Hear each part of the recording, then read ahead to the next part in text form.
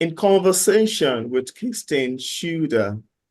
Kirsten Schuder is an international award-winning author. A first published venture with her co-authors earned an award based on their book, Farming Industrial Hemp, Not Your Daddy's Tobacco, only 3 months after publication. Their book has been influential in the establishment and legalization of America's newest agricultural crop. A science fantasy book, Inside Dweller Genesis, was published in September 2023 and it's widely available. Kirsten has published hundreds of articles and blog posts as a writer and journalist and has edited thousands more as an expert mental health editor, including the mammoth wikiHow. Through Apex Literary Management, she manages the boutique literary agencies and represents best-selling author. Finally, she writes whatever the heck she wants in Christine's short attention span on Medium. And on today's episode of Author Interview, it's my utmost pleasure and joy to offer the show today, Kirsten Schuder. How are you doing, Kirsten? Very good. Thank you. How about you? I'm doing very fine. It's lovely to have you on the show today. Quite exciting. We're going to be having a conversation around your writing. Thank you. Yeah. So, Kirsten, could you tell us about your book, Genesis, which is the first book in the series of Inside Dweller series? I'd love to ask you, how does this book come about? What inspired you to write Genesis? And if you have a copy there with you, I'd love you to show to the camera, just so we see what it looks like. Well, before I came up with the idea for my book, I had, I enjoyed some success in nonfiction writing, photography, and other things. And when I got my graduate degree, I started writing in mental health. But before then, it was just a simple thing. I was actually like, I had just watched The Fourth Kind, the movie. And I was just doing something very mundane, getting my daughter's bath together. Oh, And she was very little then. She was only a toddler. wow. And then all of a sudden it just, came to me like it was downloaded into my head. It was a very strange experience, Wow. but invigorating. And it's all of a sudden I just saw all these things just kind of join together at once, all these different concepts and ideas. And then I started writing. And Wow. in the midst, we moved, so I had to like put a hold on it. And then when we got down here to Virginia again, or like we moved down here, I was able to finish the book. I wrote for like a full year and got it done. So That's quite amazing, really. I thank you. love hearing about what inspired the book. That sounds quite great to me. Thank you for mentioning. And I'm not sure if you have a copy there with you. Do you have a copy you'd love to show to the camera just so you can see what it looks like? Yeah, I do actually. And there is a way that you show a copy because I know you're using a Zoom background. So if you turn it down this way, if you position it this way, turn it downward a bit, slantly. You Okay. just take that off. Uh-huh. Oh, look at Uh-huh. that. All right, well, it's backwards right now. Can I No, you see, reverse the camera? yeah, it's beautiful. There we go. Yeah, it's beautiful. I can see Thank now. you. Yeah, Beautiful. the cover designer is a genius. So Hmm. Wow, that's great, really. So, Kristen, with the science fiction and fantasy genre, it seems that Mhm. authors have a lot of freedom to get creative and make up what they wish about the supernatural. Now, I'd love to ask you, how did you decide on the supernatural element in your story when you are free to make up what you like? Would you love to talk about that? Well, my family and I actually have a lot of experiences we can't explain. I Mm, don't know if it's because, we choose to live in the mountains, or if, I don't know, maybe we're just open to it. but the supernatural elements of the story, I Mm, really wanted to like give people an experience of, like things that people have actually reported. So mm, that was like the first element. And the second focus I had was basically just to like base the like science and psychology off yeah, of well-known theories, and so that it's familiar to people. And the yeah, moment you make it familiar to people, the scarier it can become. I've had people actually report to me that like actually on Amazon.com, if you go see the reviews, the book yeah. reviews, there's one lady who said, "Well, I'm awake now. It's 4 a.m. I can't sleep, and Oh, I'm probably going to call my therapist in the morning." So oh, so that's, that made me feel good, because I know as an author, I did my job. And it's like it's scary. It's hard for me to gauge because I'm the one who came up with it. So to me, it's not scary really. But yeah. other people have said, yeah, it's pretty scary. It kept me up. So That's good. That's actually a great that one, was really. cool. Yeah, that's a great one, really. And to get that as Mhm, feedback, I think it's quite fun, really. Yeah. So thanks for sharing. Thanks for sharing. And now for readers who haven't mhm. read Genesis yet, and of course, without giving much information away, could we have a sneak of what we'd expect in terms of themes picking up Genesis? Themes. So basically, to make the reading experience even more real, Yeah. the main character has a real, like real life issue that almost anybody can relate to, which is, death and dying, Wow. how to grieve, and how to basically live your life without the person who has passed on. Mm, And other themes are, basically, just how to live after you've experienced some sort of trauma. And mm, there's a lot in terms of trauma in the book. I mean, it has like a very strong psychological, um, you know, backdrop. uh, focus to it. Yeah. So, because of that, it's really the theme around trauma and living after trauma is Mm, emphasized as well. So yeah, those uh, one can expect that. I've heard other people pick out other themes. It's kind of like a mishmash wow, of wow. different types of genres. Yeah. Basically, I name it science fantasy, but people Oh. who leave reviews, they're saying, no, it's horror. No, it's a mystery. And that really, I really like reading that, because Yeah. I really I didn't want to like limit myself within a genre. I really wanted to have a whole bunch of genres and themes there, so that, people, it's sort of, like a lot of different people could appreciate and find the book entertaining. So, Yeah, picking up from what you said, I love it. When you give a book a particular theme and readers give it another theme and another category, it makes me laugh as an author. And I'm like, oh, okay, I never knew. That's quite great, really. It's nice to hear your take about that. When something is fantasy and mm. somebody else read it and I said, oh, this is suspense.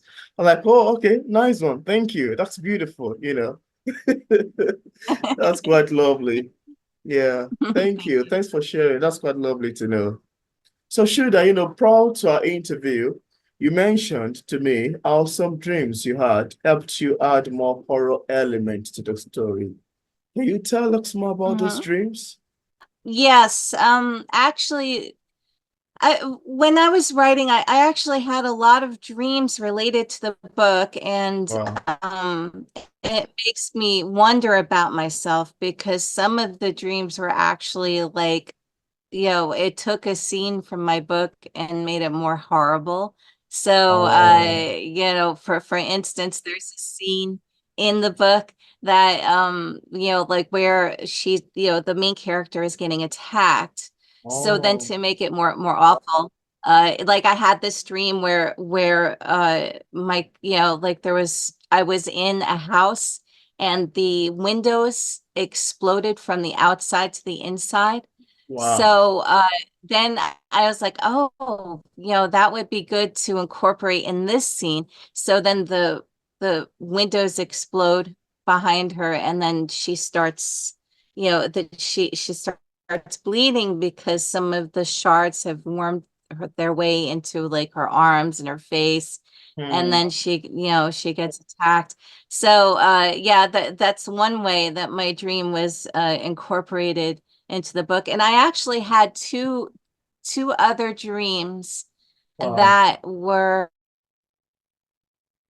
pretty horrible, but they're going to be part of book two. He was following me around in the dream. I'm Wow. like, oh, book two. And then like the other one was just so horrible.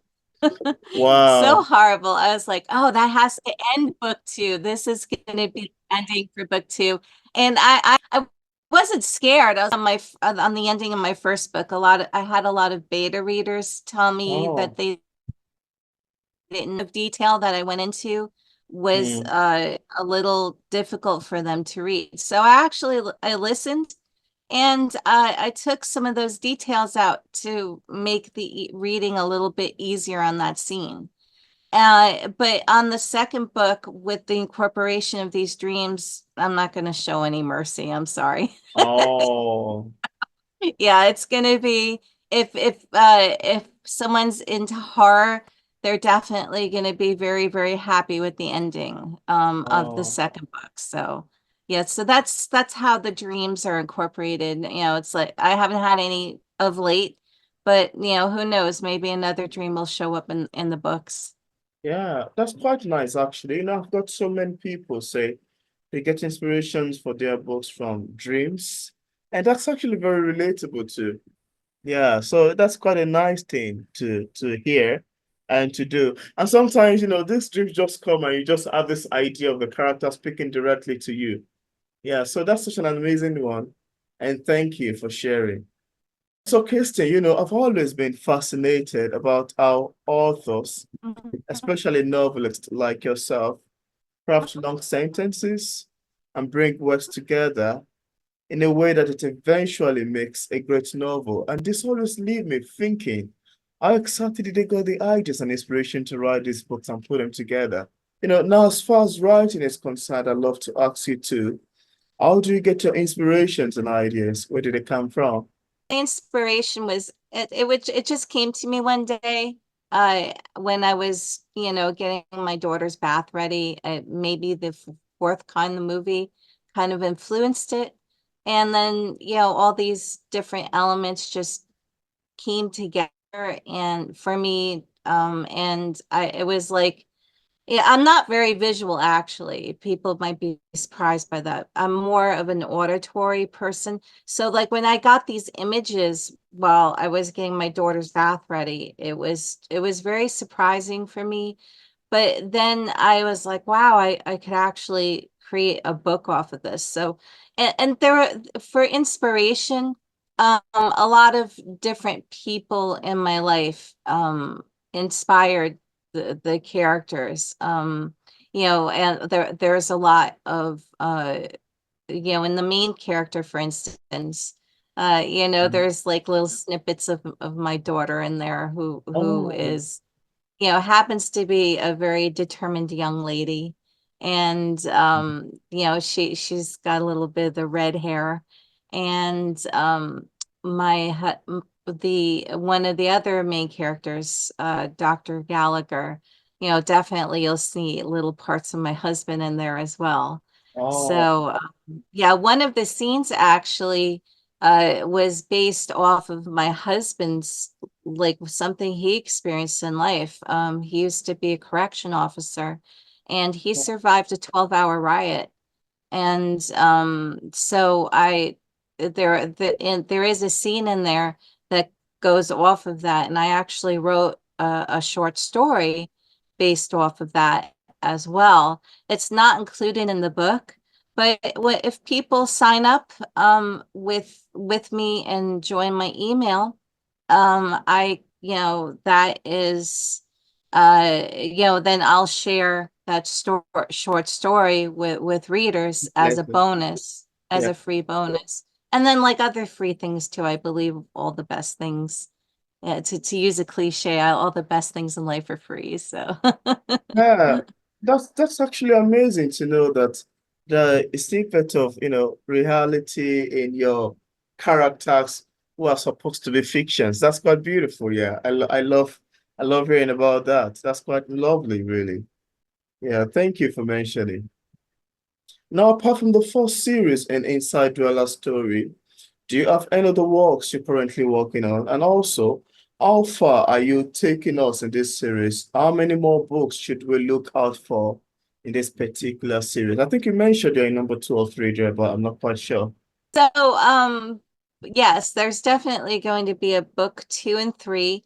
I was thinking of a book zero that, it explains the origin story Oh, of the parents of the main character. oh, And also, there are shoot-offs also from this series of books that I plan on pursuing, mm, which is Dr. Gallagher. He's, one of the people who help Miranda Shepherd in the book. And actually, like he's a very interesting character. He's had a lot of interesting experiences. And with his wife is quite a character. And he actually winds up marrying this woman. So I was going to create like a whole series based off of his experiences, and that's all going to be like a shoot off series. And then there's going to be another book as well about the origins of the Book of Chronicles. And oh. that's going to become a book as well, because that's a piece from the story. So there's a lot that I could pull from these stories to create lots and lots of other books. So there's definitely more to come about people's favorite characters in the book. So That's quite beautiful. Sounds like you've got a trunkload of work ongoing, really. I hope you find mhm. some time to rest and sleep. Never. That's quite funny, really. That's quite great, actually. It's quite commendable because we all know that writing isn't an easy task, you know. Yeah, No, it's not very easy at all, but it's loads of fun. So yeah, it I'll be is. doing this the rest of my life. Absolutely. That's great. Now, could you tell us what publishing is like for a published author like yourself? Are there any challenges you've encountered in the process of writing your book and also ever since it got published? So yeah, our first book was actually self-published. And it was nonfiction, and that one is the one that won us the international award for me and my co-authors. And Mm, we produced the whole book ourselves, and I had gotten all the research that my co-authors had done. They put it in front of me and they said, okay, you have 8 days so that we could get it out to the printer so that we could go to the first ever hemp expo mm, in Tennessee. So you have 8 days. So I had to like put wow, together the whole book and make it into a book, and I had to, edit it. And basically that's all I was doing for 8 days until it was done. But that's how we got our start. My co-authors went to the expo, mm, and then, I mean, it was a big hit. They had people like seeking them out from Facebook and arriving there so that they could get a book. and followed them around so they could get their autographs. So it was really the book brought some amazing unexpected surprises. And then but this with this book I went with a publisher, Black Rose Writing. And they've been amazing. The support has been really good. They launched my book and like, available for pre-order when I went to the Fanboy Comic-Con this past, like within the past year. And it's been out for a little while now, Oh, but it's accessible. There's like, book funnels where you could download it for free. I would love people to leave some reviews for the book. That would be really great if you could do that. And I'm going to be having a promotion for reviews soon. So readers should keep their eye out for that. And so yeah, it's just, they took everything off of my hands. And as you saw, the cover of the book was quite beautiful. So that was one thing that I really appreciate that the publisher did very, very well. And that's like a lot, that's the reason why I went with them, because, I didn't want just some boring cover with, just the names and a little color splashed on there. I yeah, wanted something that would, express and embody what the book was about. And, absolutely. I think they should keep that book design, that cover designer forever, because that's one thing I really enjoy about the publisher. Yeah, So yep, and then they really have supported me, and it's been amazing. And the most amazing thing is reading the reviews and, from my amazing readers, and, seeing like how they perceive the book. And it's been really nice because, the art, this, I mean, anybody knows fiction, nonfiction. Nonfiction is good meat and potatoes. And you oh, could really talk about some very, very important issues, yeah, like we did in our first book. yeah, Um, and that actually wound up influencing, the creation of some laws, using all natural products on industrial hemp instead of the regular insecticides. um, So, that was really great. But with fiction, it's more of an artistic endeavor. I feel, it's very creative. So I had certain goals that I wanted to accomplish oh, for the book, and it's always so invigorating when I find out that a lot those goals have been met, that I actually accomplished it. And I always thought, like, when I was writing the book, you wouldn't believe the angst that I had. I was trying, it's like I didn't want to restrict myself. So, I know there are hardline science fiction fans, and they yeah, only like a certain subgenre under the genre, absolutely. and that's their jam, and that's great. But I enjoy like a wide range of things. And I enjoy the supernatural, like I'm like a nut for it. And I enjoy paranormal. I enjoy science. I enjoy relationships. So I was like, well, I'm just gonna write it my way Mhm. because these are the things I enjoy, and I have faith that people aren't so they don't all have blinders on. There are other people out there who are like me and just enjoy a good story, rather than saying, well, this is not what thrillers do, and this is not what science fiction is all about, and it should be this, it should be that. If they like that, that's great. That's great. Then but my thing was, I'm going to put everything in there that I really enjoy. And I have faith that there are other people who have that in common with me. So Mm. that was like a really big like source of angst because I had people telling me, well, it doesn't follow science fiction. It doesn't really follow thriller. But then I have like the feedback from the readers now saying this could be categorized as a thriller. It could be categorized as a mystery.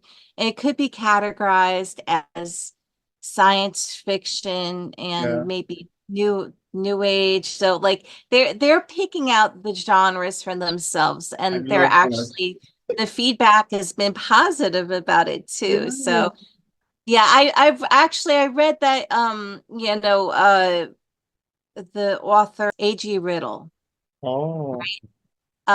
His book, let's see, his books actually sell a lot and but like I remember reading that he went through kind of the same thing and said, well, you know what, genre, I'm just going to put in what, I think is a really good story. Mm. And I really appreciate that.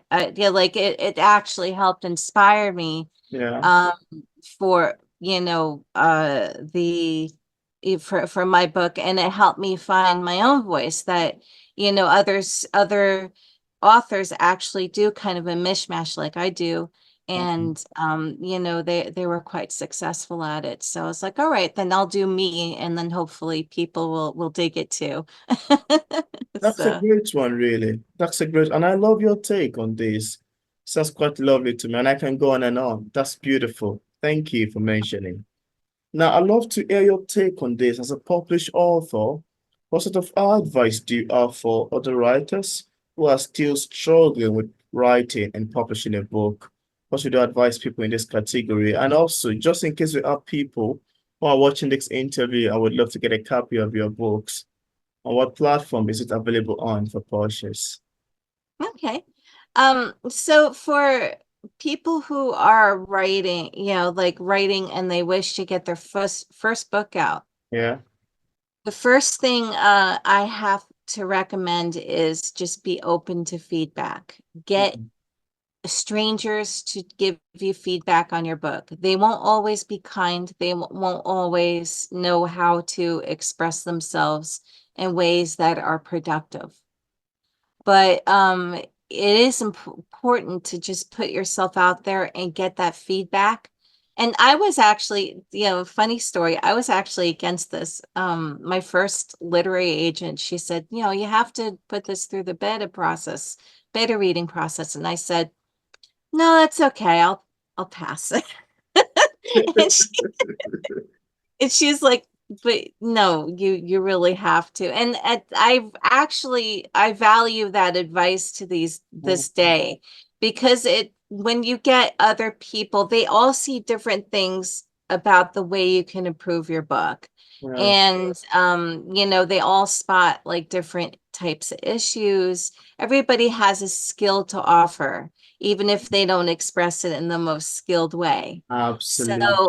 if you go to like a site like Critique Circle, there's other sites as well Yeah, that where you can just kind of hop on and put your book on chapter by chapter, and you're protected because your book is actually on a platform. So if anyone, you're actually that protects you, or to find even better to find a great, writing circle in your neck of the woods to just go to. I actually, one of my authors, Robert Joswick, he has an excellent writing group and his books always come out stunning. So yeah, they really help him out. And so I really saw the value of a writing group. I tend to do everything online, so I do that too. And so if you're not willing to offer like be open for feedback, it's going to be very difficult to succeed because you're not going to get your book in the best shape that it could possibly be before you send it out to, an agent or a publisher. And yeah, the second piece of advice that I have is that always on top of being open to feedback, is always conducting yourself professionally. People, when they give you feedback, from your beta readers, but also your publisher, they're just trying to help you. Absolutely. So you have to kind of remove your emotions from your book. Yeah. Your emotions are what drive the engine for writing, right? Mhm. But then after that, you have to treat it like a product, Mm, and you have to get it into the best shape possible. mm, So that's the second thing. So and then the third thing, I did have a third thing. Let me think. Aspiring writers. So basically, on top of being open to feedback, conducting yourself professionally, I also suggest that writers just do them, you know? You can try and imitate Stephen King, A.G. Riddle. You could try and imitate all the popular Michael Crichton, whoever you're into. But your voice is unique. So like if you put out a mishmash like mine, and because you just happen to enjoy different elements in your book, just it's okay. Just make sure that you have a main genre that you put your book under, yeah. and then you will, that will help your publisher recognize it as something that they can market and everything like that. And then the last thing is marketing. Oh, Um, I actually have had people who are like, well, yeah, I have this book, and the books were actually wonderful. They were a really great read. Definitely in in the genre that I enjoy the most. And yeah. I had a couple of people that I had to turn down because I asked them about the marketing of the book, and they said, "Oh, Oh, well, the publisher does that." Or, they had like these ideas that all they had to do was like show up for interviews.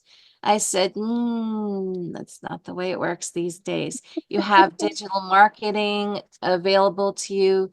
You have the regular media channels that you can go and yeah, market your book. There's a lot of things that authors can do for themselves. So you should have a strong marketing plan, yeah. because that's what publishers really do want to see. They want to see that you're going to make an effort toward the success. Absolutely. Yeah. That's a So, great trunkload of advice. Thank you. Thank you.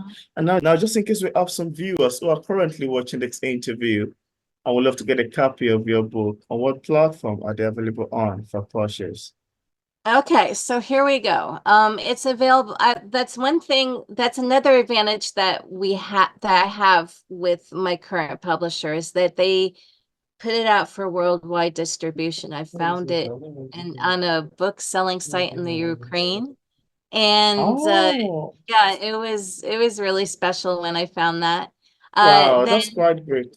yeah, so but basically to buy it, it's available on Amazon.com wide. It's available on Barnes and Noble. Um, I found it like on Walmart's site. Oh, And wow. yeah, so it's available pretty much everywhere. You could buy it directly from the publisher and they'll send it to you. The audiobook is coming out soon. Oh, Funny story. The my I recently had gotten in touch with my mother again. We had gone for a long period without, really keeping in touch with each other. And I found out that she has gone blind, and she was worried because, she was afraid that she wouldn't be able to read my book at all.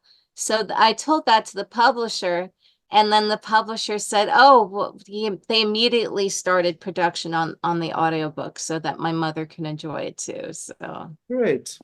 That's an yeah. amazing one, really. Thank you for sharing. And I left Mhm. a Oh, link in the one more description. thing, if Yeah. you don't mind.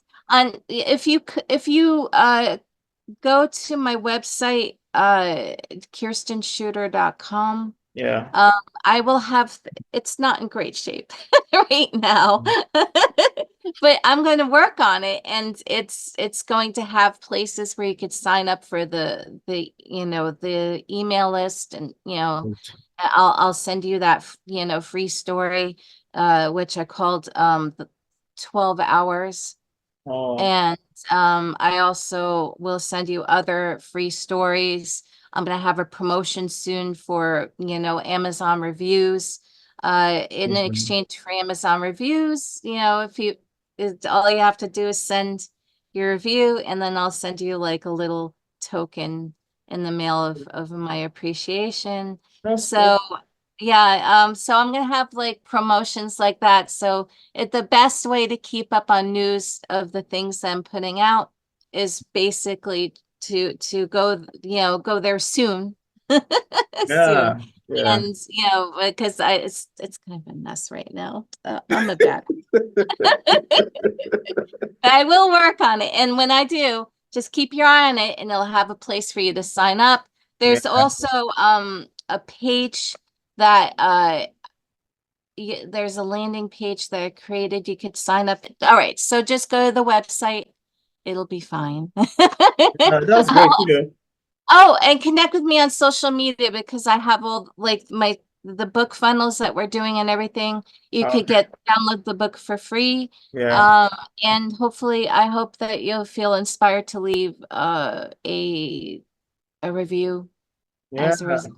That's So great. And I left a link in the description part of this interview to all of the links where viewers can access Kirsten Schuder's books on Amazon, on the website, and also another platform. yeah, So I thank could give you that to you so afterwards. That's true. Thank you. absolutely. So thank you so much, Kirsten, for accepting the invitation to come up on the show again. It's quite lovely having this conversation around your work. It's quite beautiful, really. Thank you so much for your time. I really appreciate it.